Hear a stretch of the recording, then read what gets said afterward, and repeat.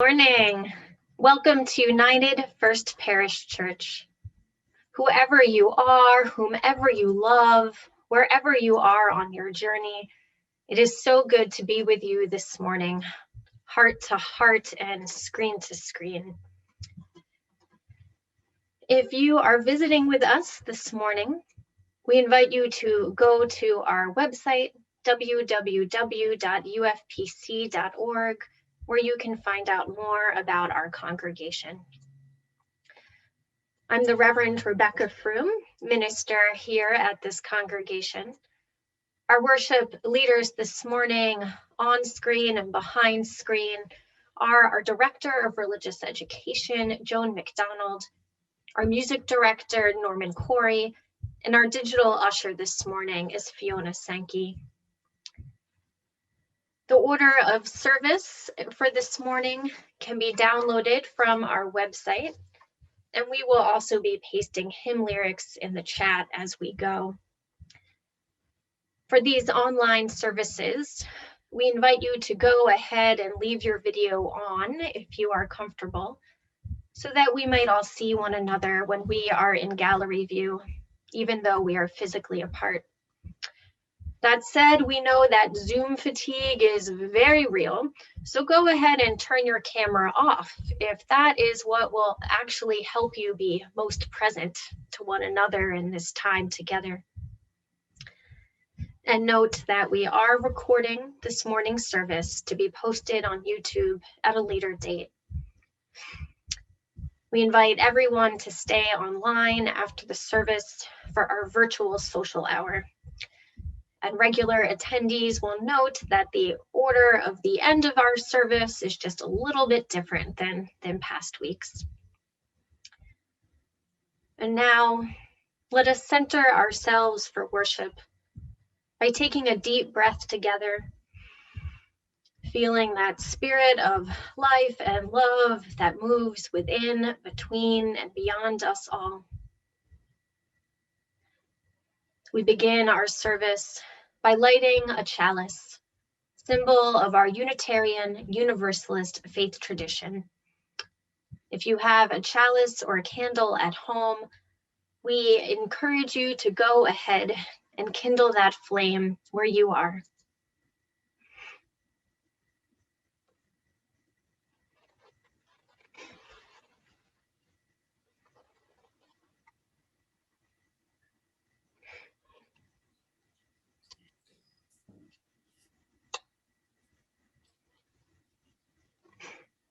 Our chalice reading this morning is by Mark Morrison Reed. The central task of the religious community is to unveil the bonds that bind each to all. There is a connectedness, a relationship discovered amid the particulars of our own lives and the lives of others. Once felt, it inspires us to act for justice. It is the church that assures us that we're not struggling for justice on our own, but as members of a larger community. The religious community is essential, for alone our vision is too narrow to see all that must be seen, and our strength too limited to do all that must be done. Together, our vision widens and our strength is renewed.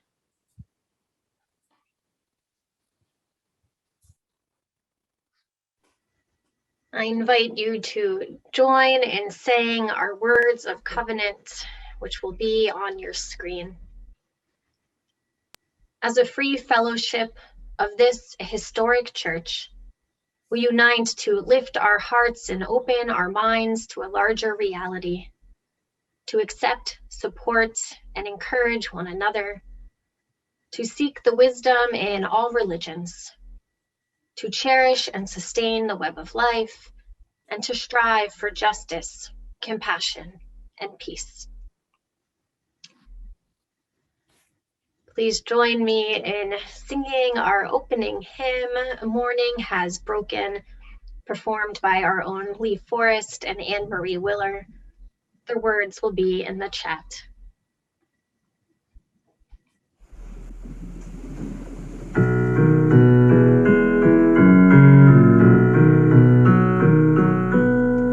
Morning has broken like the first morning. Blackbird has spoken like the first bird. Praise for the singing, praise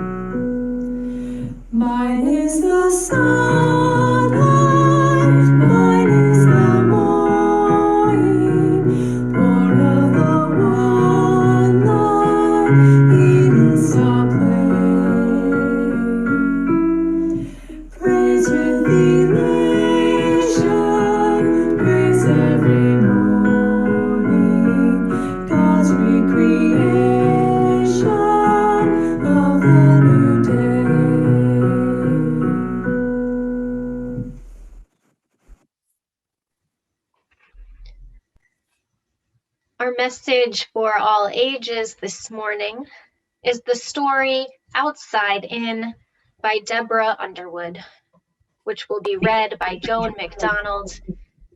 If we have children in the rooms with us, please come on forward to the screen so that you can see the pictures. Outside In.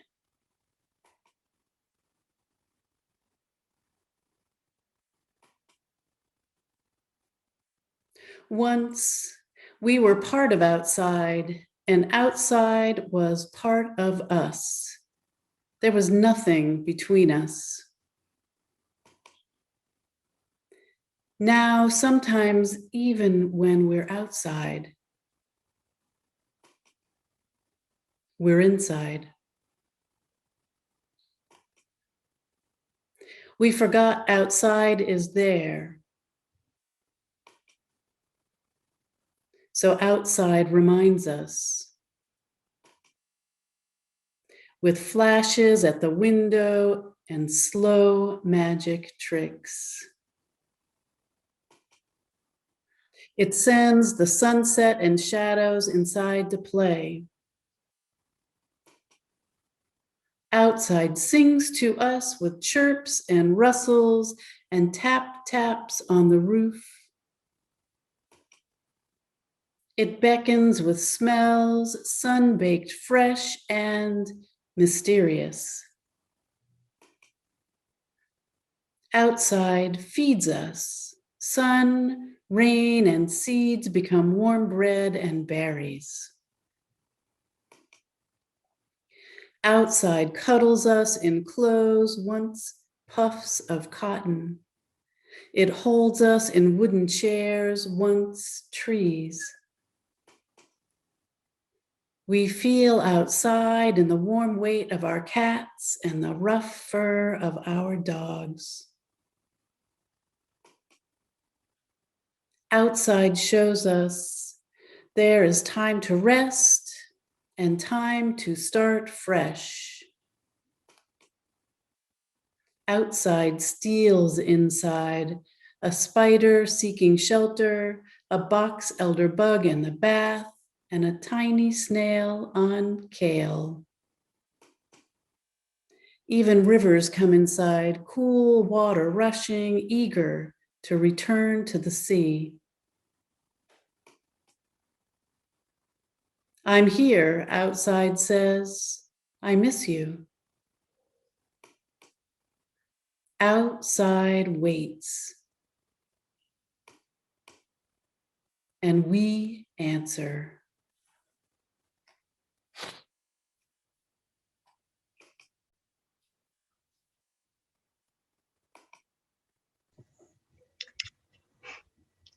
Through the sharing of our joys and sorrows, we create a sacred space where we are present with one another and the stirrings of our own hearts, knowing that a sorrow shared is a sorrow diminished, and a joy shared is a joy magnified. If you wish to briefly acknowledge a sorrow or joy from your heart, I invite you to raise your hand and unmute your mic when our digital usher, Fiona, calls you by name. We also invite you to turn your camera on if you're comfortable and go to gallery view so that we might see one another as we share. Let us open our hearts to one another, representing all the joys and all of the sorrows that we hold silently in our hearts.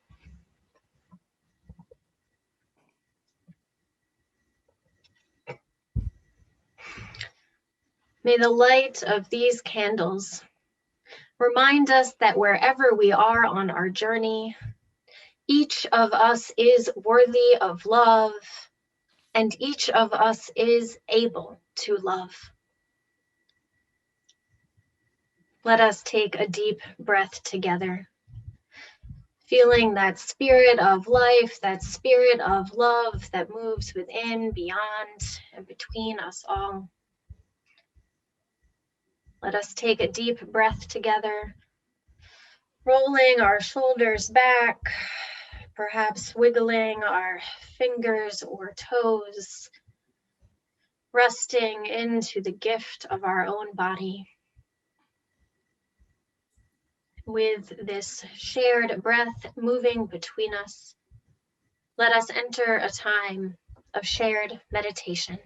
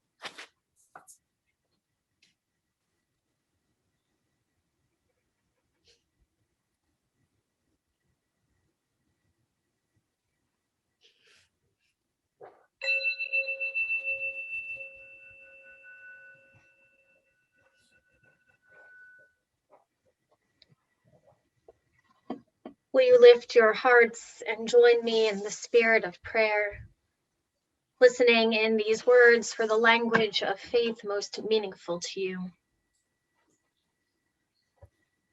Eternal presence, known by many names, known in many ways.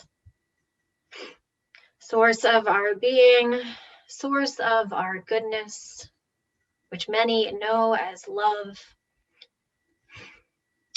We gather this morning on a day of sun and snow.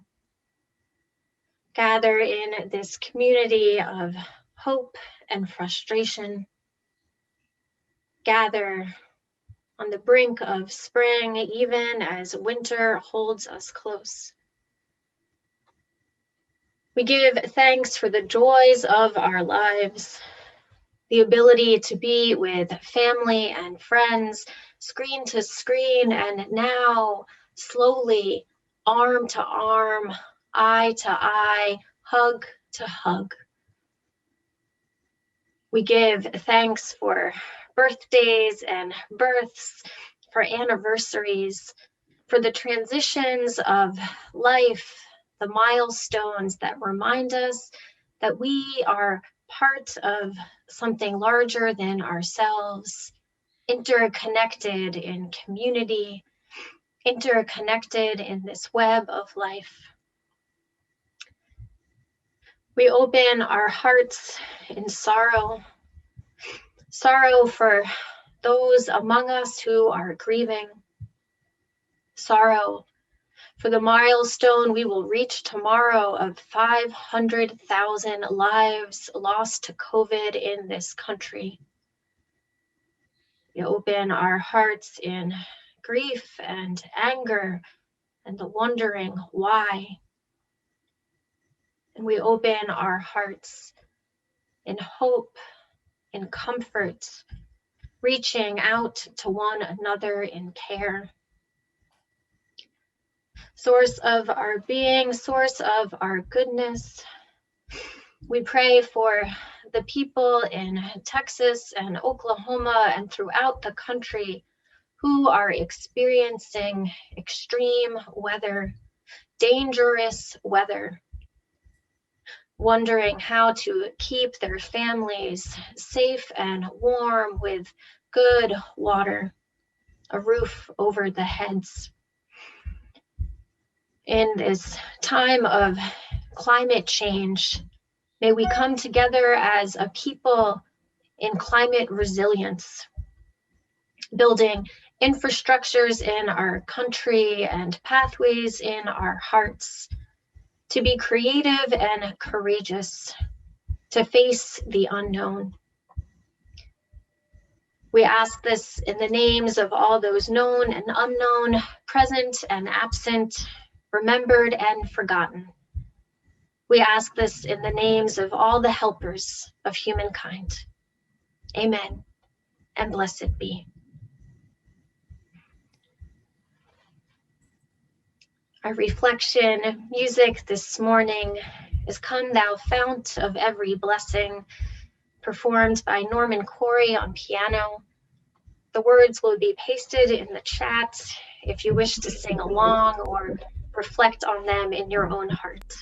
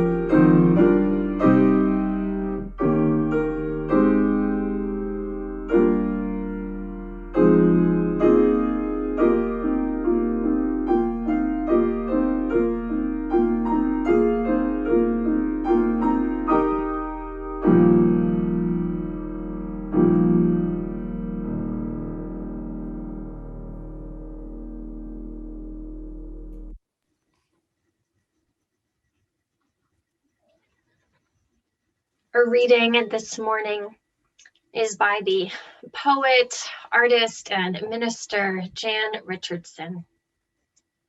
It's titled Blessing the Dust for Ash Wednesday.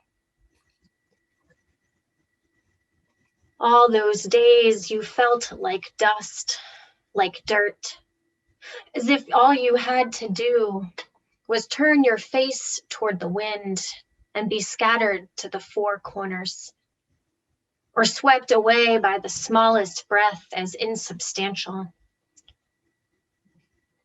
Did you not know what the Holy One can do with dust?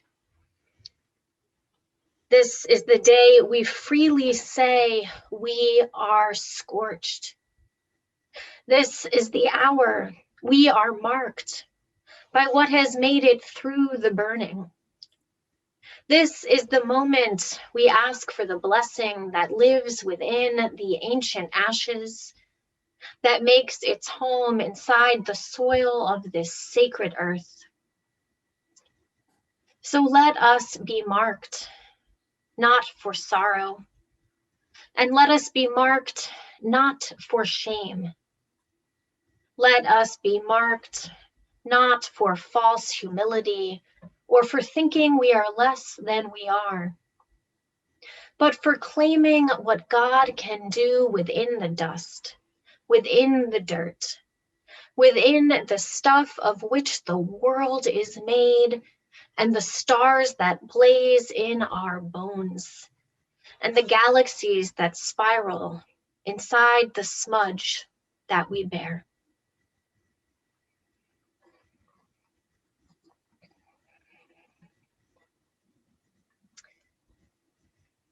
This winter, I would find myself at my kitchen window, facing approximately east, looking at the reds of the early morning sky just around dawn. Now, this is not because I'm someone who wakes particularly early. It is because dawn awakened particularly late in the darkest part of winter. And now, as I stand at that same time, at that same kitchen window, bright sunlight comes in, made brighter still, reflecting off of the snow. One of the things that I love about world religions and holidays that have been observed for centuries, even millennia, is that they hold generations of human experience and human connection to the land. This past Wednesday, our Christian siblings and faith, perhaps within and beyond the congregation, began the observance of Lent, a time of fasting before Easter, 40 days plus Sundays, echoing the time that Jesus spent 40 days in the desert, wrestling with temptation. Traditionally, this is a time when people turn away from excess, turn away from sin, in order to turn towards God. Now, Lent in the Northern Hemisphere, in agrarian societies, fell during a time of the year that was a time of austerity, as winter slowly turned towards spring and food runs out. And so Lent is a religious holiday in the Christian tradition, and it is also a holiday that speaks to the cycles and seasons of nature.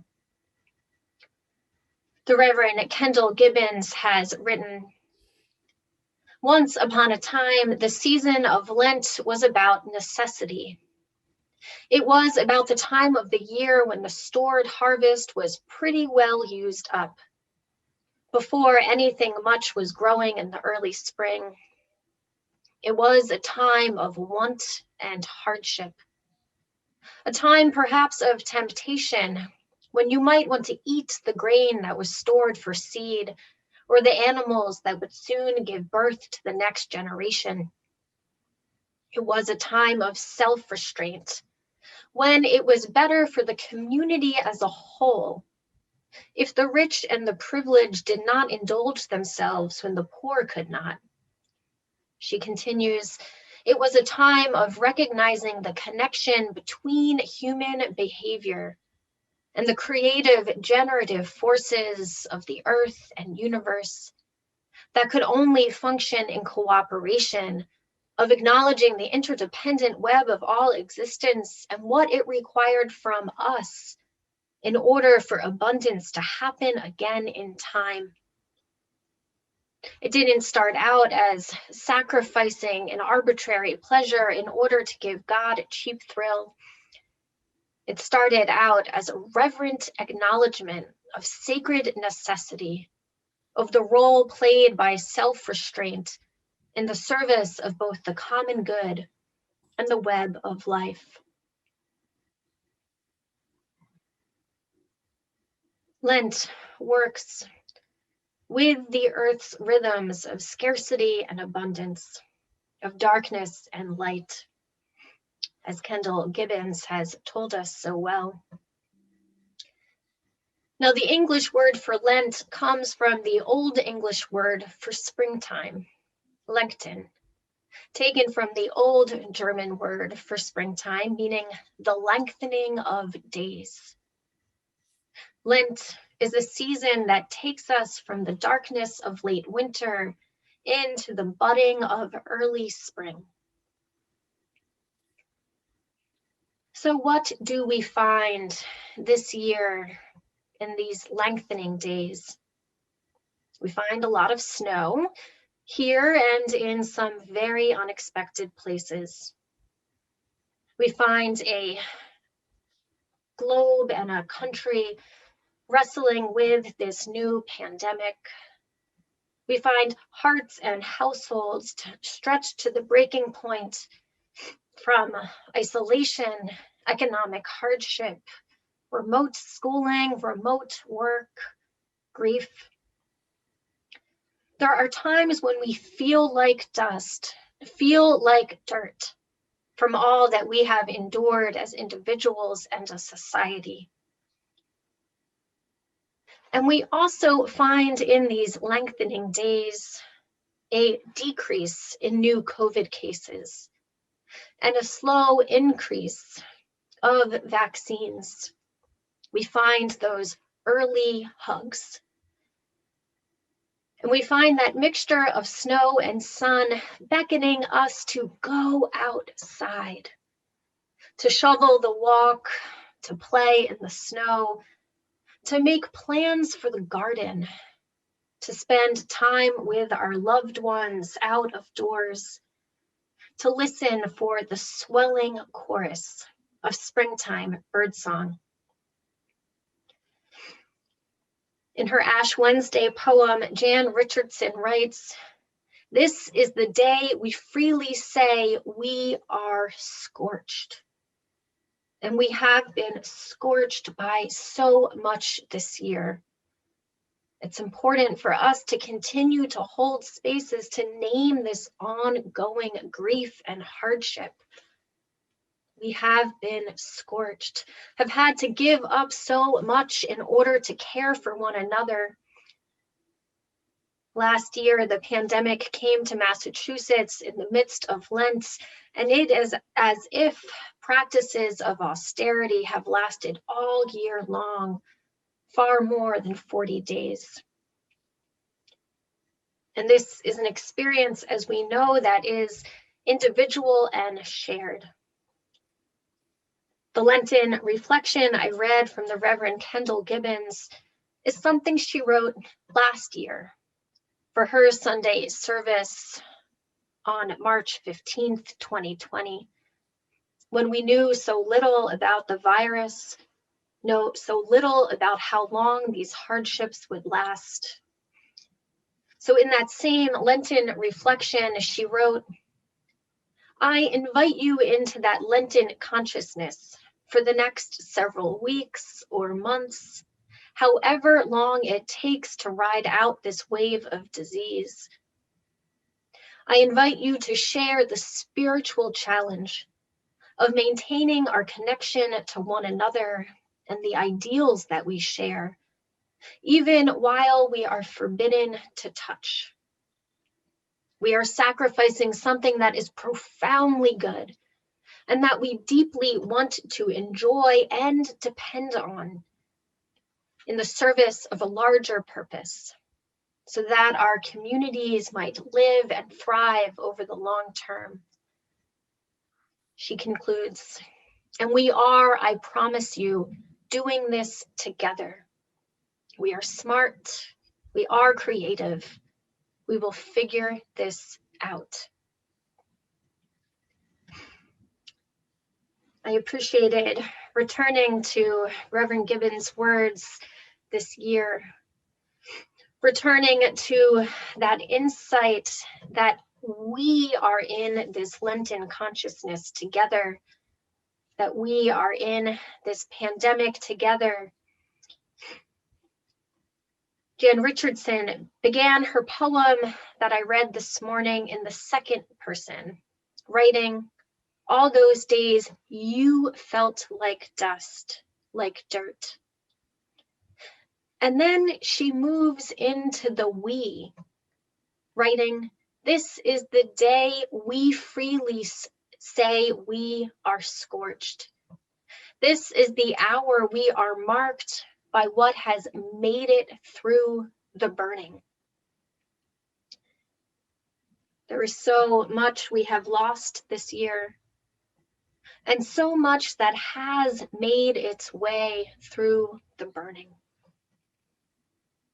She continues, This is the moment that we ask for the blessing that lives within the ancient ashes that makes its home inside the soil of this sacred earth.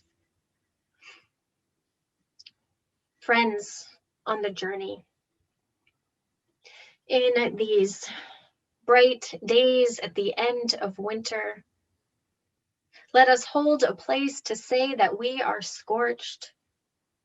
And let us hold a place to say we are making it through, not unmarked, but here nonetheless. Let us remember that we are part of this interdependent web of life, where the stuff of stars blazes in our bones.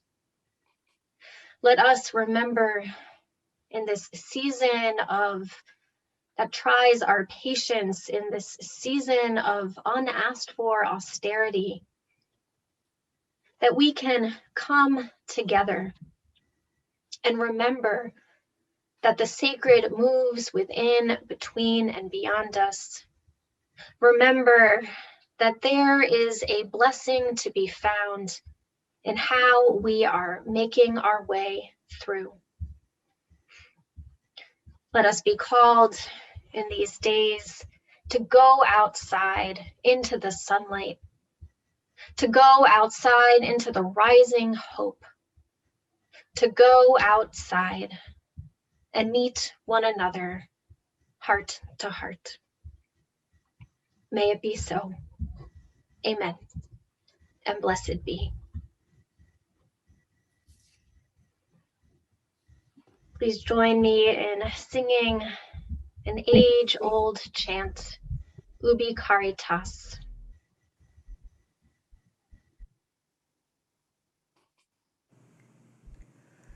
Ubi caritas et amor, ubi caritas Deus ibi est, ubi caritas et amor, ubi caritas Deus ibi est, ubi caritas et amor, ubi caritas Deus ibi est, ubi caritas et amor, ubi caritas Deus ibi est.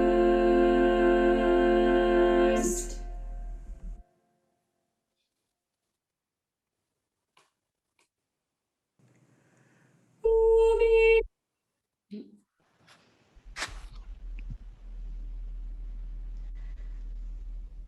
As a voluntary association, our church is sustained through the gifts of the members and friends of this congregation.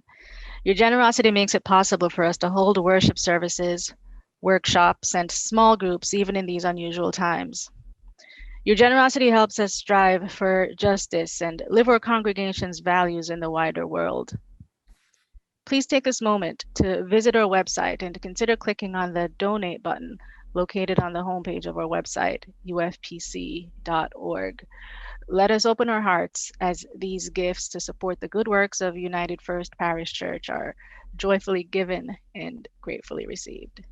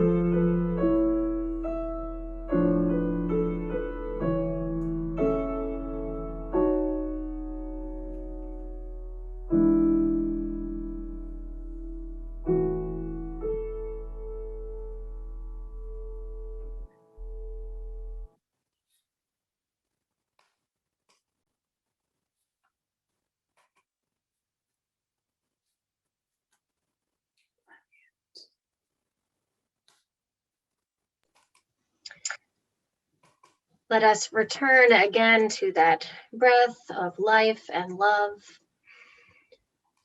I invite you to place your hands over your heart for our words of benediction, written by May Sarton. Help us to be the always hopeful gardeners of the Spirit, who know that without darkness, nothing comes to birth, as without light, nothing flowers. May we go in peace and go in love to be a blessing to the world. Please join me in singing Carry the Flame as we extinguish our chalices.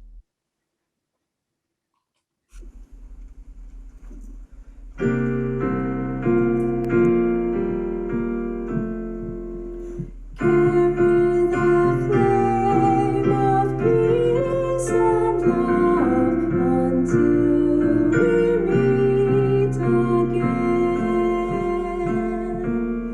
Carry the flame of peace and love until we meet again.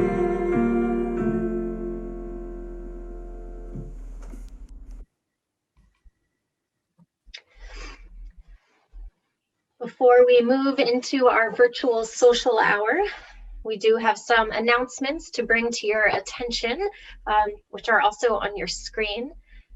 As always, you can download our Children's Chapel services from our website, and our ongoing Standout Quincy for Black Lives on Thursday afternoon continues. Want to extend an invitation to folks to consider joining our Sunday morning worship Zoom team.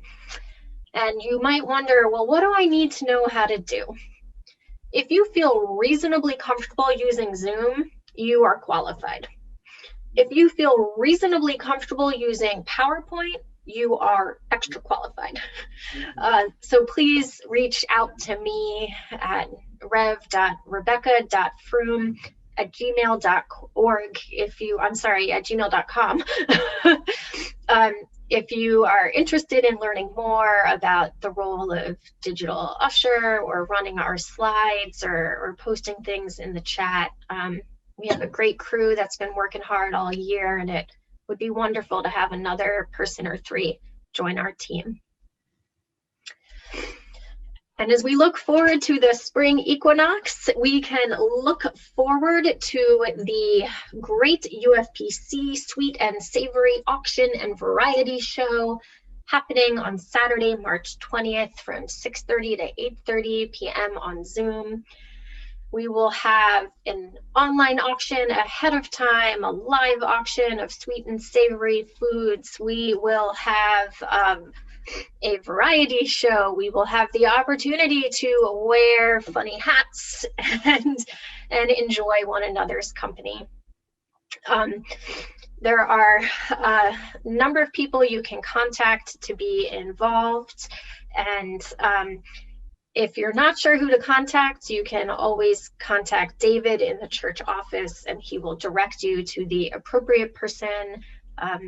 You can buy tickets in the form of the Zoom login information by going to the donation page on our website, and there's an option. It's pretty obvious to be able to buy tickets for this event.